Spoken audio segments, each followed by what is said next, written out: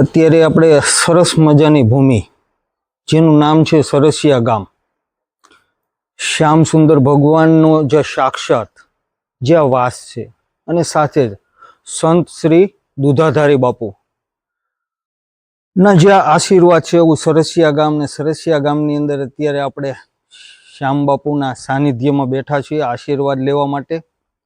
સાથે જ અમારી સાથે સરસિયાના પનોતા પુત્ર જીતુભાઈ સેલડિયા, ગ્રામજનો, નવયુવાનો અને મિત્રો. જીતુભાઈ, સરસિયા ગામની ભૂમિ પવિત્ર ભૂમિ કે જ્યાં સાક્ષાત શ્યામ સુંદર ભગવાનના આશીર્વાદ આપણા બધા માથે છે અને દુધાધારી બાપુ જેવા સંત. થોડા દિવસ પહેલા જીતુભાઈ અહીંયા સરસ મજાનું એક આયોજન થયું, કથાનું આયોજન 1 સપ્તાહ સુધી ચાલેલું. ગામ આખું હિલોળે ચડ્યું, ખૂબ આનંદ. અને સાથે જ બાપુના આશીર્વાદ લેવા માટે ગામો ગામથી મહેમાનો પણ પધારેલા હતા. અને આ ગામને પણ રૂડું લાગે, ગામનું પણ સારું નામ જાય એવી તમામ સ્વયંસેવકો, તમામ લોકોએ ખૂબ ખૂબ સાથ અને સહકાર આપ્યો અને મહેમાનોને જે આપણે ખાતિરદારી કરેલી હતી એ વિશે જીતુભાઈ તમે પણ ખૂબ સરસ મજાના આયોજનમાં સહભાગી બનેલા છો, તનતોડ મહેનત કરેલી છે.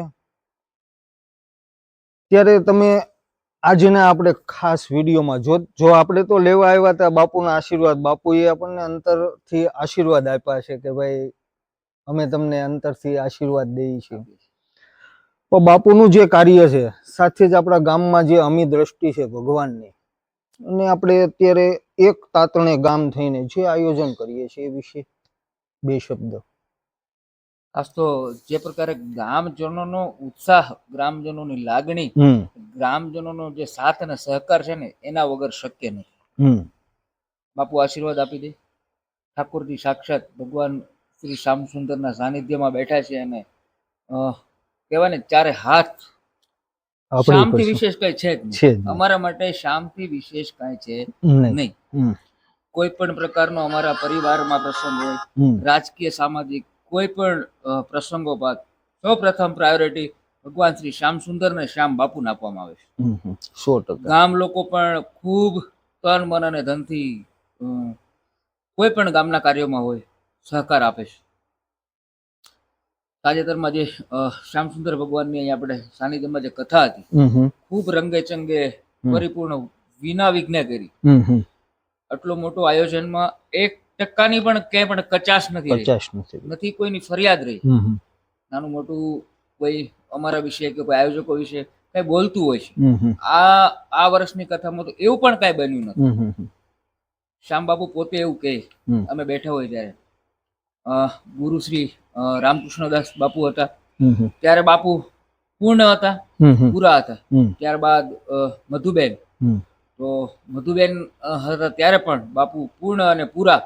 હવે બાપુ પોતે એવું કહે કે હવે તો મારા સેવકો છે સરસિયામાં, સુરતમાં, અમદાવાદમાં, મોરબીમાં, અન્ય શહેરોમાં, હું તો પૂરો ને પૂરો રહ્યો, મારે કાંઈ ચિંતા નથી. બધા બેઠા છે કઈ જયારે શ્યામ બાપાના દયાથી. અમે તો એક મેનેજર માધ્યમ છીએ, નિમિત્ત માત્ર મેનેજર. બધું જ કરતા કરતા શ્યામ બાપુ અને શ્યામ સુંદર ભગવાન છે. કેટલુંક જે 7 દિવસના સપ્તાહમાં કથામાં કેટલા લોકોની હાજરી છે અંદાજે જીતુભાઈ? સમથિંગ બાપુ રોજે લગભગ 2,000 થી 2,200 લોકો પર ડે. 2,200 લોકો તો પર ડે. હા, રોજ. આવું સરસ મજાનું આયોજન, જોકે જ્યાં આપણા ગામની ઉપર શ્યામ સુંદર ભગવાનની જ્યારે કૃપા હોય, પણ એમ છતાં પણ ક્યાંક ને ક્યાંક આપણા ગામજનોએ, નવયુવાનોએ ખૂબ સરસ કામગીરી કરેલી છે. અને આ કામગીરીને આપણે સૌ કોઈ બિરદાવીએ છીએ. બાપુ તો અંતરથી બધાને આશીર્વાદ આપે છે, પરંતુ એમ છતાં પણ ગ્રામ વતી આ જેટલા સ્વયંસેવકો હતા એમના માટે પણ 2 શબ્દ. સ્વયં સેવા અને શ્યામ સેવાથી મોટી કોઈ સેવા જ નથી. એ જે કરી શકે ને કોઈ ન કરી શકે. એને મહેનત કરવાની છે, તન મન અને ધન આપવાનું છે. ભગવાન શ્રી શ્યામ સુંદર ના ચારો હાથ અને બાપુના અવિરત આશીર્વાદ કઈ ક્યારેય નહીં ઘટશે. કઈ ઘટશે નહીં. અને એમાં પણ આપણે દુધાધારી બાપુનું ખૂબ મોટું નામ છે, ખૂબ અસીમ કૃપા ગામ ઉપર કહી શકીએ કે જ્યારે સરસિયા ગામનું અહીંયા જો કે આપણું ગામે હતું નહીં, અહીંથી 3 થી 4 કિલોમીટર આપણું ગામ હતું. ત્યાર પછી અહીંયા વસવાટ થયો. પાસે શ્યામ બાપુની પાસે આવેલા હતા. શ્યામ સુંદર ભગવાન જ્યાં સાક્ષાત છે, સાથે જ જ્યાં દુધાધારી બાપુનો જેના અસીમ કૃપા છે આ ગામની ઉપર. અને આ મિત્ર મંડળ સૌ કોઈ આજે આશીર્વાદ લેવા માટે સરસિયા ગામની ભૂમિ ઉપર પધારેલા છીએ. અને થોડા દિવસ પહેલા જે કથાનું આયોજન કર્યું, એક સપ્તાહ દરમિયાન આ કથા ચાલી, જેની અંદર મોટી સંખ્યામાં મહેમાનો પધારેલા હતા અને ગ્રામજનોએ ખૂબ જ્યારે નવયુવાનોએ સાથ અને સહકાર આપેલો છે અને આ કામને સફળ બનાવેલું છે, ત્યારે સહુ કોઈને ખૂબ શુભકામનાઓ પાઠવીએ છીએ.